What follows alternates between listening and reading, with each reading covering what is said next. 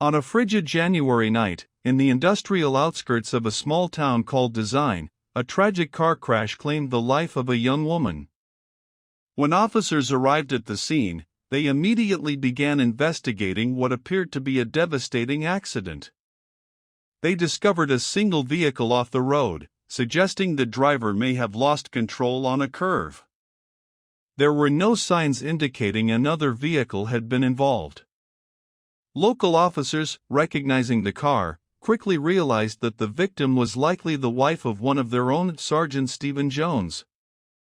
They made their way to his house to deliver the heartbreaking news and offer support, assuming he would desperately need it.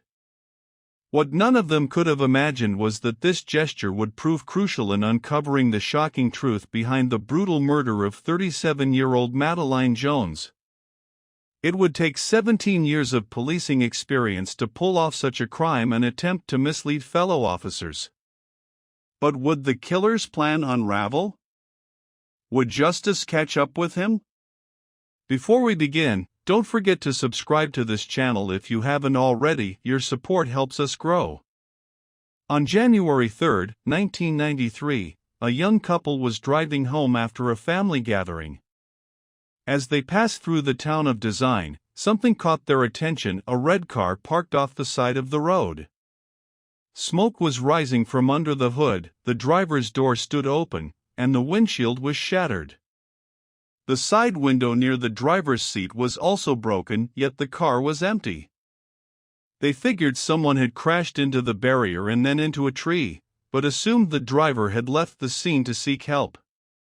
Still, once they got home, they couldn't shake the feeling that something was wrong. So, they decided to call the authorities. A police patrol was dispatched to the location and confirmed that a traffic accident had indeed taken place.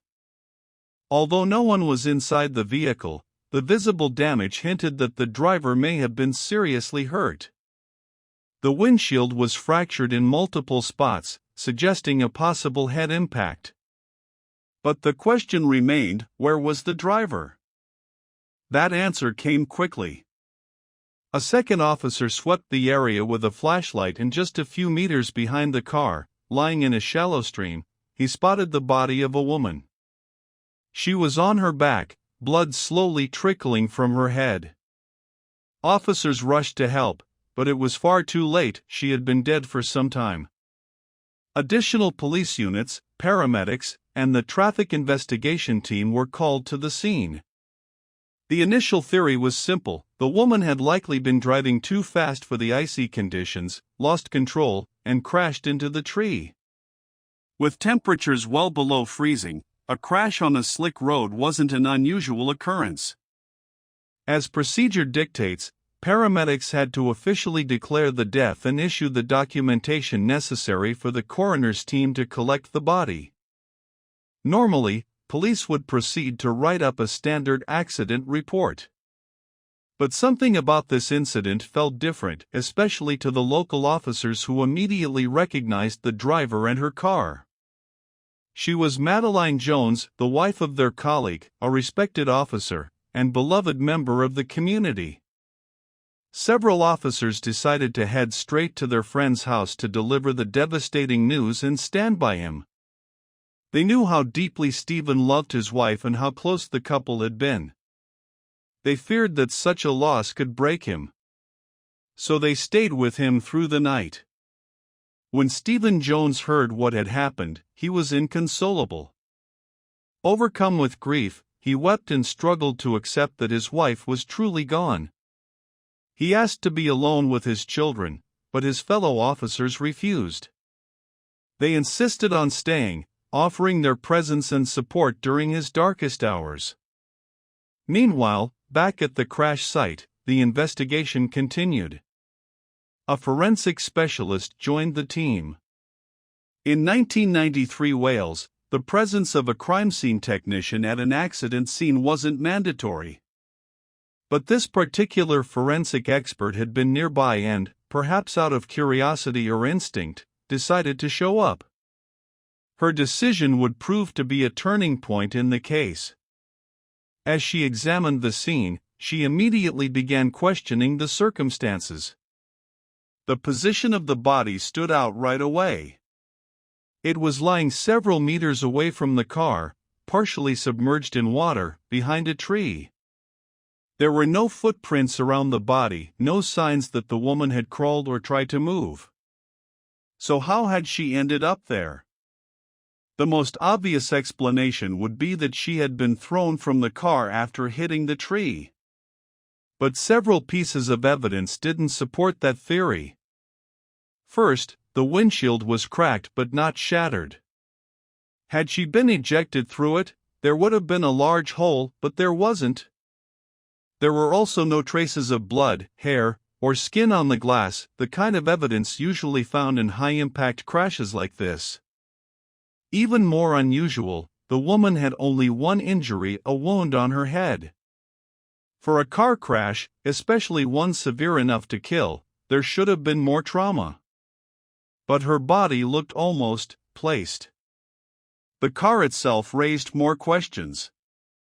The hood and bumpers were dented, but not to the extent one would expect from a deadly collision, certainly not enough force to launch someone from the vehicle. There were no skid marks on the road, no signs of sudden braking or evasive action. At one point, the technician asked for the victim's height to be measured. It turned out she was approximately 150 centimeters tall. That was significant. The driver's seat had been pushed all the way back, far enough that a woman of that height wouldn't have been able to reach the pedals. Additionally, the windshield didn't seem to have been broken by a head impact or tree branch. The pattern of cracks suggested it had been smashed from inside the car. Rust stains on the cracks pointed to a metal object being used, something that didn't align with a typical traffic accident. Given the inconsistencies, a specialized homicide unit was dispatched to the scene. More and more evidence suggested this was no accident, but a carefully staged crime. Madeleine Jones had likely been murdered. Not far from her body, investigators discovered a rusty hammer. Though it wasn't used to kill her, signs pointed to it being the tool that damaged the windshield. To sum up, just about 2.5 kilometers from the home of Madeleine and Stephen Jones, something deeply suspicious had happened, and someone had tried to disguise a homicide as a car crash. Her grieving husband claimed to have no idea what had occurred. But his colleagues couldn't ignore the strange behavior he displayed that very day. He had been on duty that afternoon and repeatedly told his co-workers he was worried about Madeleine, who hadn't been in touch. He said she had gone out somewhere but never let him know she'd arrived safely. It struck them as odd, not like him at all. That very day, Madeleine's body was taken to the medical examiner's office, where a forensic pathologist conducted a full examination. What stood out immediately was the lack of glass fragments on her clothing, body, or especially her hair, fragments that should have been there if the windshield had shattered while she was inside the car. Moreover, the head wound suggested a single, powerful blow caused by a rounded object with a diameter of roughly 3 centimeters. This could have been a metal pipe or a police baton. The fatal strike had landed on the left side of her head, with enough force to kill instantly. Aside from that injury, the pathologist found no other trauma, a clear sign this was a deliberate killing, not a crash. Sergeant Stephen Jones had served on the police force for 17 years. In the eyes of his community, he was a respected officer, even seen as a local hero.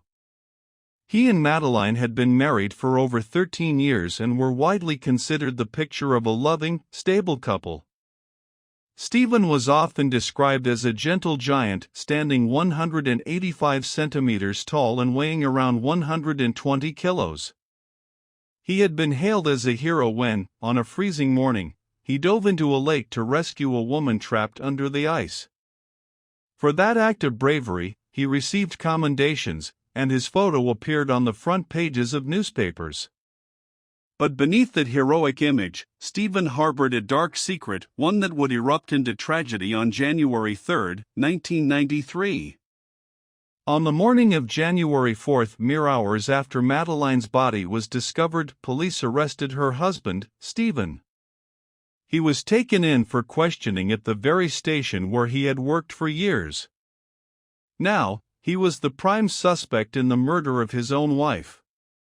The man who once swore to protect the public was now being treated as a cold-blooded criminal. During the interrogation, Stephen strongly denied any involvement in Madeleine's death. He spoke again of how close they were, how devoted they'd been to raising their 2 sons together. But he couldn't explain how she had died or who else could possibly be behind it.